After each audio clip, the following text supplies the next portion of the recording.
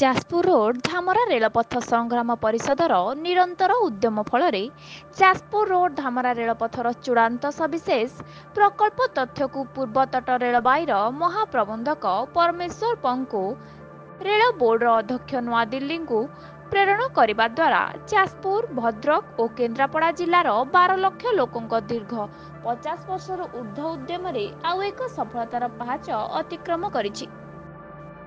ଏହି ପରିପ୍ରେକ୍ଷୀରେ ଏକ ସାମ୍ବାଦିକ ସମ୍ମିଳନୀ ଯାଜପୁର ମିଶନ ଶକ୍ତି ଗୃହରେ ଅନୁଷ୍ଠିତ ହୋଇଯାଇଛି।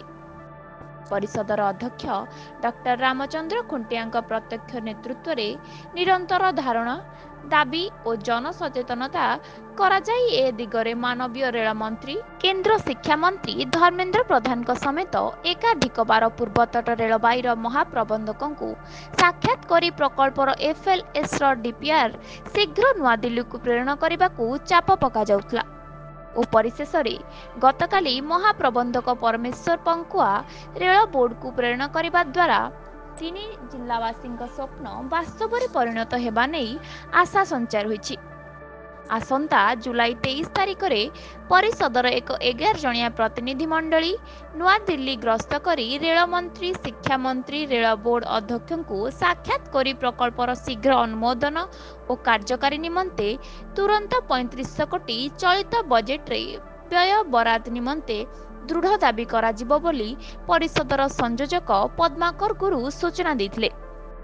ଏହି ସାମ୍ବାଦିକ ସମ୍ମିଳନୀରେ ପରିଷଦର ଆବାହକ ସନ୍ତୋଷ କୁମାର ନନ୍ଦ, ବିରଜା ବିକାଶ ପରିଷଦର ସଭାପତି ତପନ ମହାରଣ୍ୟ ଶର୍ମା, ଉପଦେଷ୍ଟା ଶ୍ରୀଧର ନାୟକ, ସଂଗଠନ ସମ୍ପାଦକ ଦୁର୍ଯ୍ୟୋଧନ ବେହେରା, ଉପଦେଷ୍ଟା ଡକ୍ଟର ରାଜକିଶୋର ପଣ୍ଡା ପ୍ରମୁଖ ଉପସ୍ଥିତ ରହି ନିଜ ନିଜର ମତ ପୋଷଣ କରିଥିଲେ।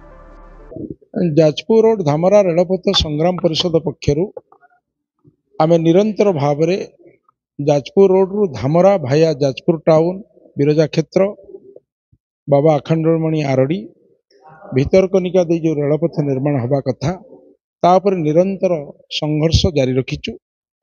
ଆମେ ଯେଉଁ ରେଲୱେ ମିନିଷ୍ଟର ଏବଂ ଆପଣଙ୍କର ଧର୍ମେନ୍ଦ୍ର ବାବୁ ଶିକ୍ଷାମନ୍ତ୍ରୀ, କେନ୍ଦ୍ରମନ୍ତ୍ରୀଙ୍କୁ ଭେଟିଥିଲୁ।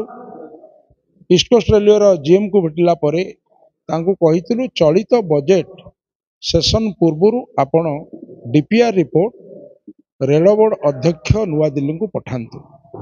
ସେ ସବୁ ଫିଜିବିଲିଟି ରିପୋର୍ଟ ଦେଖିଲା ପରେ ଡକ୍ଟର ରାମଚନ୍ଦ୍ର ଖୁଣ୍ଟିଆ ପରିଷଦର ଅଧ୍ୟକ୍ଷ ପ୍ରାକ୍ତନ ରାଜ୍ୟସଭା ସାଂସଦଙ୍କ ନେତୃତ୍ୱରେ ସେ ସମ୍ମତି ପ୍ରକାଶ କଲେ ଏବଂ ସଠିକ ସମୟରେ ସେ ତାଙ୍କର DPR ସବିଶେଷ ପ୍ରକଳ୍ପ ତଥ୍ୟ ଗତକାଲି ପ୍ରେରଣ କରିଛନ୍ତି। ଏହା ଆମ ପାଇଁ 3ଗୋଟି ଜିଲ୍ଲାର ବାସୀଙ୍କ ପାଇଁ ଗୋଟେ ଖୁସି ଖବର, ଶୁଭ ଖବର। କିନ୍ତୁ ଏଥିରେ ସମସ୍ୟା ସମାଧାନ ହେବ ନାହିଁ। ଇଏ ଗୋଟିଏ ମାତ୍ର ପାହାଚ ଆମେ ଅଗ୍ରଗତି କଲେ ଚଳିତ ବଜେଟ୍ରେ ଅନ୍ୟ 3500 କୋଟି ଟଙ୍କା ଅନୁମୋଦନ କରିବା ଏବଂ 2024 ମସିହାରେ ଏହି ପ୍ରକଳ୍ପର କାର୍ଯ୍ୟକୁ ତ୍ୱରାନ୍ୱିତ ଭାବରେ କାର୍ଯ୍ୟ ଆରମ୍ଭ କରିବା ଆଉ ଗୋଟେ ଚ୍ୟାଲେଞ୍ଜ।